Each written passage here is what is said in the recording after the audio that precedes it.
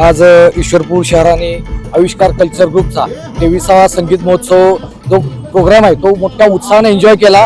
या सर्व गोष्टी ज्यांनी ऑर्गनाईज केल्या त्या कोमल मॅडम आपल्यासोबत. मॅडमजी, आजचा प्रोग्राम होता तो पूर्ण महिला वर्ग, तरुण वर्ग सह मुलांनी सुद्धा उत्साह केला, मोठ्या एन्जॉय केलेला आहे. काय सांगाल इथलं प्रेक्षक बघून ईश्वरपूर शहरात? अतिशय म्हणजे खरं सांगू मी गेले 5 वर्ष आय थिंक परफॉर्म करते ह्या मैदानावर, या ठिकाणी आविष्कारसाठी. तर अतिशय आहे तसंच तो उत्साह आहे लोकांचा आणि अजूनही तितक्याच प्रेमाने येत आहे.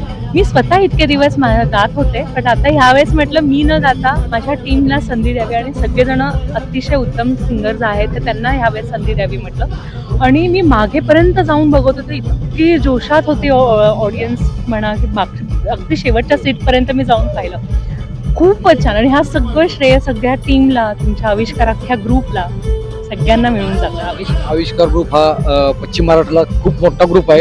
याचं सगळं जयंतराव पाटील साहेब सगळं पाहणी करत असतात. काय सांगाल या सगळ्या नियोजनाबद्दल, आविष्कार ग्रुप बद्दल काय सांगाल? दरवेळेस म्हणजे मी आतापर्यंत पाहिलं कधीच कुठल्या गोष्टीचं हे नाही. त्यांनी इतकं सुंदर म्हणजे पहिल्या डे पासून इतकं छान स्टेज, हॉस्पिटॅलिटी सगळी छान. अजून म्युझिशियन्सबद्दल त्यांनी कधी क्वालिटी आतापर्यंत ड्रॉप होऊ पण दिली नाही आणि नाहीच. म्हणजे तुम्ही आता सगळं साऊंड बघाल इतक्या लेवलला सगळं शेवटपर्यंत पोहोचणं, हे सगळं टीम वर्क आणि त्या लोकांचं सगळं असल्याशिवाय शेवटी उगाच 23 वर्ष नाही ते काम करतायत.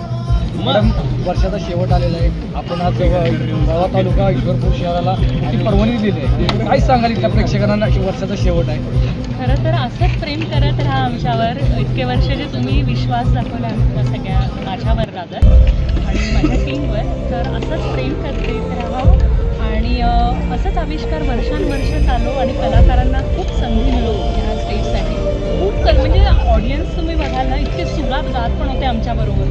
तर इथे आहे ते कल्चर आहे, तर असं